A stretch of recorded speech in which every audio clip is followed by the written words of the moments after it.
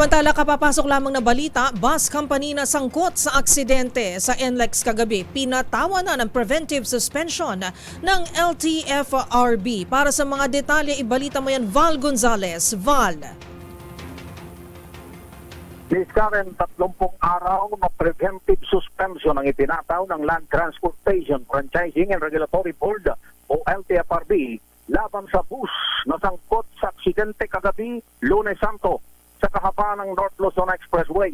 Sa dalawang pahinang kautusan na inilabas ng LTFRB, inatasan ng operator ng bus company na isurrender sa ahensya ang mga 4 hire plates ng 6 na mga unit na nasa ilalim ng prangkisa ng nasangkot na bus. Ayon kay LTFRB Chairman Attorney Chopilo Guadis III, sa ilalim ng preventive suspension, ang bus operator na si Wilson Hongsi ay kinakailangang sumunod sa mga inilabas na kondisyon. Una, ay sasailalim sa road safety seminar ang mga driver ng bus operator.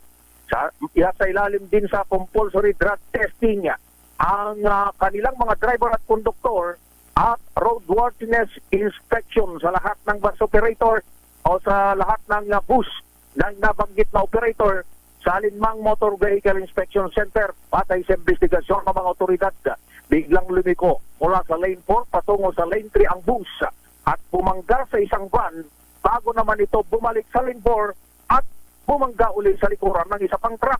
Hindi bababa sa 13 katao ang nasugatan sa nabanggit na insidente. Una nang ipinagputos ni Transportation Secretary Vince Dizon sa LTO na palakasin ang roadworthiness ng lahat ng sasakyan, lalo ng mga pampasahero na inaasahang maghahatid na mga magsisiwi sa iba't ibang mga probinsya ngayong Semana Santa. Val, pahabol na tanong lang. Oo, Val, Yes, yung 6 na bus na nabanggit mo, yan ba yung lahat ng bus na meron yung kumpanya o yung sinuspinde lang ng LTFRB ay partikular dun sa 6 na bus na nabanggit mo? Etong 6 na mga bus ay kasama dun sa prangkisa nung nasangkot na bus fuel. Pero marami pa silang mga bus. So technical... Yung nasa isang prangkisa lamang, yung pinatawan ng 30 days preventive suspension, UL. Alright, maraming salamat, Val. Back to you, UL at Miss Karen. Maraming salamat, Val Gonzalez.